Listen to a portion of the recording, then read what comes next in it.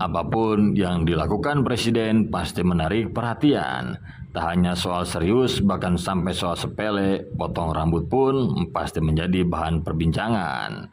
Dan untuk membahasnya, ada baiknya mengingat kembali kisah dua mantan presiden yang sangat terkenal karena menjadi bahan kajian dan menjadi pemimpin bangsa di kurun berbeda, Orde Lama dan Orde Baru.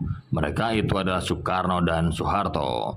Bagaimana kisahnya terkait dengan cara mereka merapikan diri dan menjaga penampilan rambutnya. Yang pertama, tentu saja semua ingin tahu gaya penampilan dari sang putra fajar, Soekarno. Presiden ini sangat dandy. Dia sangat peduli atas penampilan dirinya. Bahkan misalnya Soekarno membuat potongan stylish jas tersendiri. Bahkan saking pedulinya sama penampilan, ketika baru saja mendarat di pelabuhan Tanjung Priuk usai dibebaskan dari pengasingan di Bengkulu, Soekarno malah lebih tertarik bertanya di mana penjahit baju dari seorang penjemputnya. Dia lebih tertarik kepada setelan baju daripada hiruk-pikuk suasana penyambutan. Selain itu, Soekarno pun ketika menjabat presiden terkenal suka memakai kacamata hitam merek Ray-Ban yang jelas saat itu tak murah. Dan terkait dengan potongan rambut Bung Karno, ada cerita yang menarik. Tentu saja terjadi di masa muda Soekarno, bukan masa tua Soekarno yang sudah berambut tipis. Tepatnya saat dia mendekam di penjara Sukamiskin Bandung tahun 30-an. Kisah soal potongan rambut Soekarno saat itu ada dalam buku Di Bawah Bendera Revolusi. Dalam buku tersebut dikisahkan bila Soekarno begitu menjadi penghuni penjara Sukamiskin, langsung harus mengganti pakaiannya dengan seragam narapidana yang berwarna biru. Dia masuk ke dalam penjara tanpa bisa membawa barang apapun, semua barangnya diambil sipir. Tak hanya itu, rambut Soekarno yang saat itu agak-agak gondrong dicukur habis. Layaknya orang pergi haji atau umroh, rambutnya dipangkas habis-habisan, bahkan hampir gundul. Kata Soekarno, rambutku dipotong sampai menjadi gundul di milimeter dalam bahasa Belandanya. Siksaan ini makin terasa pedih ketika Soekarno juga harus bekerja seperti narapidana lainnya. Dan yang paling menyiksa Soekarno lagi, kalau mandi penjaga mengharuskan cukup dilakukan selama tak lebih dari 6 menit. Keadaan ini tentu saja berdampak pada dirinya.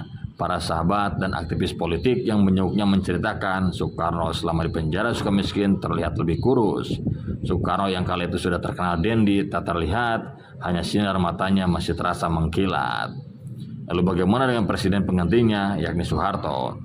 Semua tahu di masa awal masa pemerintahannya Soeharto memang menawan, apalagi dalam foto kepresidenan paling awal dengan memakai baju kenegaraan berselempang dengan warna kuning. Saat itu publik baru ngeh bila dia punya tampang lumayan ganteng. Penampilan ini makin seru ketika Soeharto tersenyum. Dia makin menarik dan pantas disebut smiling general. Namun untuk menjaga penampilannya ternyata dia tak berlebihan. Jam tangannya buatan dalam negeri dan kerap dipamerkan pada berbagai orang yang menemuinya. Begitu juga pilihan bajunya. Soeharto tak pernah ribet, apa yang diberikan oleh protokol istana dia memakainya. Yang terakhir, dia suka batik dan gaya pakaian ini ditiru Nelson Mandela saat bertemu dengannya di Jakarta. Khusus kepada Nelson, Soeharto malah khusus kirim bingkisan batik. Dan Nelson memakai batik itu dalam kunjungan kemana-mana. Lalu apa kisah cara Soeharto mencukur rambut? Soal ini ternyata ada kisahnya tersendiri dan diceritakan oleh putri sulung Pak Harto, Siti Hardianti Rukmana atau Mbak Tutut. Dia menceritakan soal ini beberapa waktu silam. Menurut Tutut, semenjak menetap di Jakarta setelah pindah tugas dari Bandung, Soeharto sudah punya tukang cukur langganan. Kala itu dia sudah menjabat sebagai Panglima Kostrad. Nama tukang cukur itu adalah Pak Yos.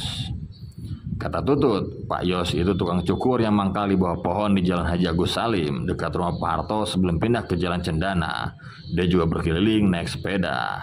Tak hanya itu, Pak Yos tetap mencukur rambutnya meski Soeharto sudah menjadi Presiden Republik Indonesia. Namun sedikit berbeda dengan orang kebanyakan, saat sudah menjadi presiden, Pak Yos diundang mencukur rambut Pak Harto di rumahnya di Jalan Cendana. Dan kala itu tentu saja banyak pihak yang menyarankan agar Pak Yos diganti dengan tukang cukur lainnya yang lebih keren. Tapi Pak Harto tak peduli dan terus memakai jasa potong rambut dari Pak Yos. Kata Tutut, katanya masa presiden tukang cukurnya dari bawah pohon. Tapi Pak Harto tetap menyukai gaya potong rambut dari Pak Yos.